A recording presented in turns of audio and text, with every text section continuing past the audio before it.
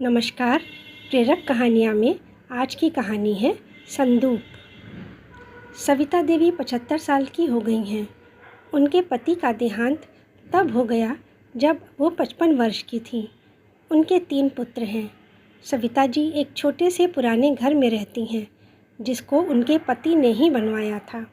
तीनों बेटे उनके साथ तो नहीं रहते, लेकिन ऐसा एक भी दिन नहीं रहता जब वो उनसे मिलने या उनकी सेवा करने नहीं आते हों। तीनों बहुएं भी दिन में कई बार आती हैं। समझ लीजिए कि उनका घर कभी खाली नहीं रहता। कोई ना कोई वहाँ उनकी सेवा चाकरी में लगा ही रहता है। पिता के समय से ही तीनों बेटों ने अलग अलग अपना घर बना रखा है। सबकी अपनी पर्सनल लाइफ भी है, लेकिन अपनी परेशानियाँ भी हैं, क्योंकि आदमी चाहे कितना भी बड़ा बन जाए, उसकी परेशानी कम नहीं होती। अमीर से अमीर इंसान को भी यह परेशानी होती है कि वो अमीर कैसे बना रहे। यही परेशानी तीनों बेटों की भी है। अच्छा कमा रहे हैं, फिर भी संतुष्ट नहीं और धन कमाने की चाह में लगे रहते हैं। तीनों बेटों ने कई बार जिद की, माँ उनके साथ जाकर वहाँ रहे, लेकिन उन्होंने कहा कि वो यहीं रहेंगी, उसी घर में। उन्हें और कहीं चैन नहीं आता है। माँ को साथ रखने के पीछे बेटों का अपना स्वार्थ है। सच तो यह है कि यह तीनों बेटे माँ की सेवा में तो लगे रहते हैं, लेकिन सुपुत्र नहीं हैं। उनके मन में धन और मकान का लालच है। वे जानते हैं जो माँ की देखभाल ज़्यादा करेगा वही वारिस बनेगा। तीनों बेटों को उनसे ज़्यादा प्यार या लगाव की असली वजह कुछ और है। वजह है उनकी माँ का एक बड़ा लकड़ी का संदूक जिस पर ताला लगा है।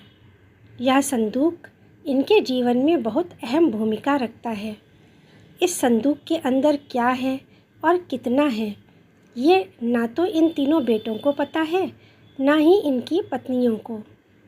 बस जब से पिताजी गए हैं, माता जी को इस संदूक की रक्षा करते देखा है। इसलिए इन सभी ने अपने अपने अनुमान लगा रखे हैं। न केवल अनुमान, बल्कि इन्होंने यह भी निश्चित कर रखा है कि इस संदूक के खुलते ही वह क्या क्या करने वाले हैं। सविता जी उस संदूक को छोड़कर कभी नहीं जाती। कभी जाती भी हैं तो अपने कमरे में बड़ा ताला लगाकर बाहर निकलती हैं और थोड़ी देर में ही वापस आ जाती हैं। 3 बेटों और उनकी पत्नियों की नज़र उस संदूक पर न जाने कब से है। सब ने अपनी तरफ से अपनी कोशिश भी करके देख ली माँ को अपने साथ अपने घर ले जाने की, ताकि माँ के साथ उनका संदूक भी वहाँ से हिल सके। और फिर जाहिर सी बात है, जिसके घर में माँ रहेगी उनका संदूक भी वहीं रहेगा। तीनों एक दूसरे को नीचा दिखाकर माँ को खुश करने के प्रयास में लगे रहते हैं। सविता जी भली भांति सब समझती हैं कि इसी संदूक के कारण माँ के आगे पीछे न सिर्फ बेटे बल्कि बहुएं भी चक्कर लगाती रहती हैं। उन्होंने अभी तक संदूक में रखे अपने सामान का कोई बंटवारा या जिक्र नहीं किया है। वो जानती हैं कि उनकी इतनी सेवा क्यों हो रही है। उन्हें पता है जिस दिन यह संदूक इनके हाथ आया, उस दिन उनका मूल्य कुछ भी न रह जाएगा। फिर बेटे बहुएं उन्हें साथ भी नहीं रखेंगे, ना ही देखभाल करेंगे। तीनों भाई और उनकी पत्नियां आपस में यही बातें करते हैं कि माँ के पास न सिर्फ उनके गहने हैं, बल्कि उनकी सास के गहने भी इसी संदूक में हैं। इसलिए माँ इस संदूक की इतनी हिफाजत करती है। सभी अपनी अपनी कहानियाँ बनाकर बैठे हैं। उन सबका दावा है कि उन्होंने संदूक को एक बार उठाकर देखा है। वो बहुत भारी है। माँ के कमरे में बहुओं ने कई बार सफाई के बहाने संदूक के पास जाने की कोशिश की, लेकिन माँ जी ने उन्हें बार बार टोका और कहा कि इस संदूक से अभी दूर रहो। समय आने पर इस संदूक में क्या है तुम्हें अपने आप ही पता चल जाएगा। आखिर माँ की बात कौन टालता, कोई भी माँ को नाराज़ नहीं करना चाहता।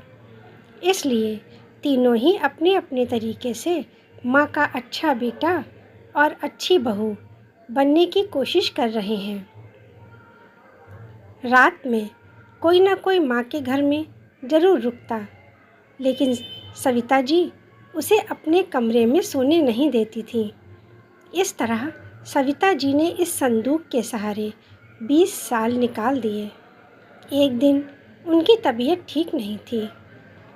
अक्सर जब तबीयत बिगड़ जाया करती थी, तब उनके बेटे उन्हें अस्पताल ले जाने को कहते थे, लेकिन वो उसके लिए भी राजी नहीं होती थी। वो कहती थी कि डॉक्टर को यहीं बुलवा लो। उनके बेटे ऐसा ही करते थे। इस बार जब उनकी तबीयत खराब हुई तो डॉक्टर ने कहा कि उन्हें अस्पताल में एडमिट करना ही होगा, वरना उनकी हालत खराब हो सकती है। फिर उम्र भी बढ़ती जा रही है। आखिर कब तक यह शरीर साथ देगा। डॉक्टर के यह जवाब देने पर तीनों भाइयों को दुख से ज़्यादा उत्साह दिखाई दिया। उनकी पत्नियों की आंखों की चमक साफ दिखाई दे रही थी। सविता जी ने उन्हें कमरे के बाहर खुसर फुसर करते सुना। तीनों इस बात पर चर्चा कर रहे थे कि माँ के जाने के बाद संदूक में जो भी है वो आपस में बांटा जाएगा, सबको बराबर बराबर मिलेगा। सविता जी ने जब यह सुना तो उनको बहुत दुख हुआ कि जिन संतानों के लिए उन्होंने पति के साथ कठिन समय बिताया ताकि बेटों को उच्च शिक्षा दिला सकें, उन्हें संपन्नता से भरा जीवन दे सकें, वही बेटे आज उनके मरने का इंतज़ार कर रहे हैं। वो भी संदूक में रखे धन और गहनों की लालच में। उनकी तबीयत ज़्यादा ही खराब रहने लगी। उन्हें अंदाज़ा लग गया कि अब संसार से विदा लेने का समय आ गया है। सांस की तकलीफ़ बढ़ने लगी। तब उनको अस्पताल में एडमिट होना पड़ा। उन्होंने डॉक्टर को बेटों से कहते सुना कि उनके फेफड़ों में पानी भर गया है। कुछ कहा नहीं जा सकता कि वह कितने दिन रहेंगी। वह समझ गई कि समय आ गया है इन सबको यह बताने का कि आखिर इस संदूक में क्या है। उन्होंने आवाज़ लगाकर अपने तीनों बेटों और बहुओं को अंदर बुलाया। सबके आते ही उन्होंने कहा, मेरे मरने के बाद वो संदूक खोलना जिसके लिए तुम सब इतने सालों से चक्कर लगा रहे हो। एक बेटा बोला, अरे माँ, ये सब बाद में, पहले आप ठीक होकर घर आ जाओ, उसके बाद तुम्हारी मर्ज़ी। मेरी मर्ज़ी? वे मुस्कुराईं। सुनो, उस संदूक में तुम तीनों के लिए कुछ रखा है जो मैं तुम्हें आज देना चाहती हूँ।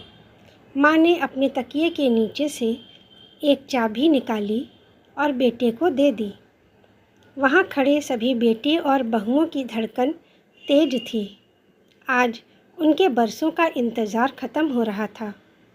माँ ने आगे कहा, संदूक में 3 अलग अलग कपड़ों में लपेटकर तुम्हारा हिस्सा रखा हुआ है, ले लेना। आपस में कम ज़्यादा का झगड़ा मत करना, क्योंकि सबका हिस्सा बराबर रखा है। तुम्हारे पिता सब संभाल कर रख गए थे।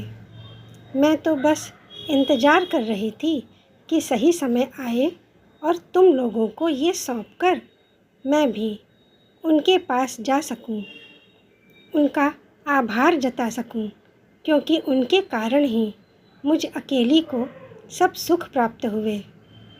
आज तुम सबका भी धन्यवाद करती हूँ कि उनके बाद तुम लोगों ने अपने कर्तव्य पालन में कोई कमी नहीं रखी। चाहे लालच में ही सही, अपना कर्तव्य तो निभाया। अब तुम्हें अपनी जिम्मेदारी से मुक्त करती हूँ। कहते कहते सविता जी की सांस थम गई, गर्दन एक ओर लुढ़क गई। डॉक्टर के मृत घोषित करते ही बेटे बहुएं बिलख बिलख कर रोने लगे। 13 दिन सब शोक में रहे। सारी क्रिया संपन्न की। 14वें दिन खाली होकर सबने संदूक खोलने को सोचा। सबकी आंखें आश्चर्य के साथ उस संदूक की ओर थीं। माँ के कहे अनुसार 3 थैलों में लपेटा हुआ सामान रखा था। तीनों बेटों ने एक एक थैला उठा लिया और उसे खोल कर देखा। थैला खुलते ही कमरे में मौजूद हर एक इंसान का मुंह फटा का फटा रह गया। उन थैलों में 1-2 गहने, कुछ धनराशि और एक भारी पत्थर रखा था, संभवतः जो उस संदूक का वजन बढ़ाता था। तीनों के हाथों में था एक एक पत्थर। यह क्या? माँ इतने दिनों से इन पत्थरों को संभाल कर रखी हुई थी और हमें बेवकूफ़ बना रही थी। और हम सोच रहे थे कि माँ ने गहने संभाल कर रखे हैं। अगर इसमें पत्थर है तो माँ के गहने क्या हुए? बहुएं आपस में बात करने लगीं। तभी बेटों की नज़र संदूक में रखे कागज़ पर पड़ी। छोटे बेटे ने उठाया। पिता का पत्र था, उन तीनों के नाम। लिखा था, मेरे प्यारे बेटों, आज तुम्हें देने के लिए यही बचा है हमारे पास। तुम्हारी माँ की इच्छा है कि पुरखों की निशानी बहुओं को दे, सो जो है तीनों को दे देना। और गहने तो थे, बहुत थे, लेकिन कब, किसके लिए कितने बेचे, इसका हमने हिसाब नहीं रखा। तुम लोगों की पढ़ाई और शादी में बहुत कुछ खर्च हो गया। अब हमारे बुढ़ापे में हमारे पास कुछ नहीं बचा है। तुम तीनों ने शादी के बाद मुंह फेर लिया है। तुम्हें क्या पता कि किस अभाव में हमारा ये समय गुज़र रहा है। अपनी पेंशन में से ये कुछ रकम भी रख रहा हूँ ताकि हमारे क्रियाकर्म में जो खर्चा हो उसका भार तुम पर ना पड़े। इसे संभाल कर रखना। मुझे पता है कि मेरे जाने के बाद तुम अपनी माँ को ऐसे ही पास नहीं रखोगे। एक कहानी में पढ़ा था ऐसे संदूक के बारे में, इसलिए ये संदूक का उपाय खोजा। देखो कितना सही उपाय दिया था। तुम लोगों को बेवकूफ़ बनाना या तुम लोगों से सेवा कराना हमारा मकसद नहीं था। बस जो वक्त और देखभाल हमने तुम सबको दी, वही हम भी चाहते हैं। ये पत्थर इस बात की निशानी है कि दुनिया से जाते समय कुछ साथ नहीं जाता, सब यहीं छूट जाता है। मैं चाहता हूँ कि मेरे जाने के बाद तुम्हारी माँ अकेली ना रहे, तुम सब उसका ख्याल रखो। बस यही इच्छा थी मेरी, इसलिए ये संदूक बना कर रखा। और मेरी यही सलाह है कि पत्थर फेंकना मत। ऐसे ही एक संदूक तुम सब भी बना कर रख लो, ताकि जब तुम बूढ़े हो जाओगे, तुम्हारे बच्चे तुम्हारी देखभाल नहीं करेंगे, तब वो संदूक तुम्हारे काम आएगा। जिस लालच में तुमने अपनी माँ को संभाला, वही लालच उनको भी तुम्हारे पास लाएगा। अब मैं शायद ज़्यादा दिन ना रहूं, इसलिए मैंने अपनी पत्नी के लिए ये सब व्यवस्था करी है। तुम्हारा बूढ़ा पिता। सभी बेटे बहुओं के चेहरे पर शर्मिंदगी के भाव उभर आए। माता पिता की फ़ोटो के सामने खड़े होकर क्षमा प्रार्थना करने लगे। उनके पास अब कुछ भी शेष नहीं था सिवाय अफसोस करने के। तो दोस्तों, कहानी कैसी लगी? अगर पसंद आई है तो लाइक कर दें। आपका एक लाइक हमारे उत्साह में वर्धन करता है। साथ ही हमारे चैनल को आगे बढ़ाने में मदद भी करता है। नए हैं तो चैनल को सब्सक्राइब कर लें। धन्यवाद।